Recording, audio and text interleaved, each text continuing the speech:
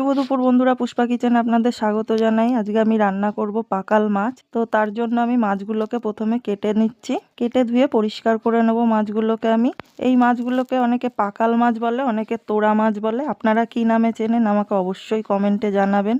এই পাকাল মাছগুলো খেতে অনেক টেস্টি হয়। আমি এই পাকাল মাছের ঝাল রান্না করব, তো দেখুন ভিডিওটা, আশা করি আপনাদের ভালো লাগবে। আমি সব মাছগুলো কেটে ধুয়ে পরিষ্কার করে নিয়েছি। আর মশলায় নিয়েছি শুকনো লঙ্কা, পেঁয়াজ, রসুন, চারকোয়া আর সর্ষে পোস্ত। এবার আমি মশলাটাকে বেটে নেব। প্রথমে আমি বেটে নিচ্ছি শুকনো লঙ্কা কটা। আমি শুকনো লঙ্কাটাকে মিহি করে বেটে নেব। শুকনো লঙ্কাটাকে আমি মিহি করে বেটে নিয়েছি। এবার আমি নিয়ে নেব সর্ষে পোস্ত আর ওই চারকোয়া রসুন। এখন আমি এই মশলাটাকেও একটু মিহি করে বেটে নেব। আমি সর্ষে পোস্তটাকেও মিহি করে বেটে নিয়েছি। এবার এর ভিতরেই আমি দিয়ে দেব পেঁয়াজটাও। পেঁয়াজটাকে দিয়ে আমি পেঁয়াজটাকেও একটু মিহি করে বেটে নেব। আমার মশলাটা প্রায় মিহি করে বেটে নেওয়া হয়ে গেছে। এবার আমি মশলাটাকে একটা পাত্রে উঠিয়ে নেব। মাছের ঝালে দেওয়ার জন্য আমি একটা টমেটো কেটে নিচ্ছি। আমি মাছে লবণ হলুদ মাখিয়ে নেব। প্রথমে দিয়ে দিচ্ছি লবণ, তারপরে দিয়ে দিচ্ছি আমি পরিমাণ মতো হলুদ। লবণ হলুদ দিয়ে এবার আমি হাত দিয়ে মাছে ভালো করে লবণ হলুদটা মাখিয়ে নেব।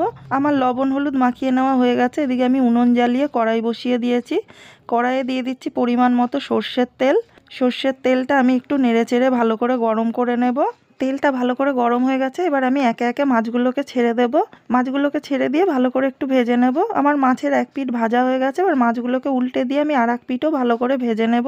মাছগুলোকে আমি উল্টে পাল্টে ভালো করে ভেজে নিয়েছি। মাছগুলো আমার ভাজা হয়ে গেছে। মাছগুলোকে আমি উঠিয়ে নিচ্ছি। এই মাছ ভাজার তেলেই আমি কটা কালো জিরে ফোড়নে দিয়ে দেব।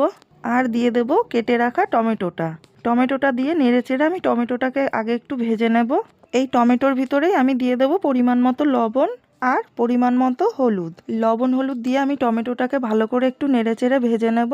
যতক্ষণ টমেটোটা গলে না যাচ্ছে ততক্ষণ আমি নেড়েচেড়ে টমেটোটাকে একটু ভালো করে ভেজে নেব। টমেটোটা ভাজতে ভাজতে আমার প্রায় গলেই এসেছে। এবার দিয়ে দেবো আমি বেটে রাখা সেই মশলাটা দিয়ে নেড়েচেড়ে আমি একটু ভেজে নেব। বেশি ভাজবো না, কারণ মশলায় সর্ষে দেওয়া আছে। বেশি ভাজলে তিতো হয়ে যেতে পারে, তাই একটু হালকা করে আমি নাড়াচাড়া করে নেব। আমি ভালো করে নাড়াচাড়া করে মশলাটাকে ভেজে নিয়েছি। মশলাটার কাঁচা গন্ধও চলে গেছে। মশলাটা ভালো করে ভাজা হয়ে গেছে। এবার দিয়ে দেবো পরিমাণ মতো জল দিয়ে একটু ভালো করে নাড়াচাড়া করে আমি ঝোলটাকে ভালো করে একটু ফুটিয়ে নেব। ঝোলটা ভালো করে ফুটে গেছে। এবার দিয়ে দেবো ভেজে রাখা মাছ কটা দিয়ে নেড়েচেড়ে আমি আরও কিছুক্ষণ ভালো করে মাছটাকেও ঝোলের সাথে ফুটিয়ে নেব। ঝোলের সাথে মাছ ভালো করে ফুটে গেছে। এবার দিয়ে দিলাম কুচিয়ে রাখা ধনেপাতাটা দিয়ে নাড়াচাড়া করে আমি আরও কিছুক্ষণ ফুটিয়ে নেব। এইভাবে পাকাল মাছের ঝাল করলে খেতে অসাধারণ লাগে।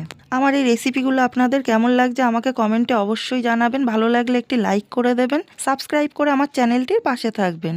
ঝোলের অতিরিক্ত জল টেনে গেছে, মাছটাও গা মাখা হয়ে গেছে। এবার আমি মাছটাকে নামিয়ে নিচ্ছি। পাকাল মাছের ঝাল খাওয়ার জন্য পুরো তৈরি, এখন শুধু খাওয়ার অপেক্ষা। দুপুরে গরম গরম ভাতের সাথে পাকাল মাছের ঝাল দিয়ে আজকের খাবারটি আমি পরিবেশন করলাম। খাবারটি আপনাদের কেমন লাগলো আমাকে কমেন্টে অবশ্যই জানাবেন।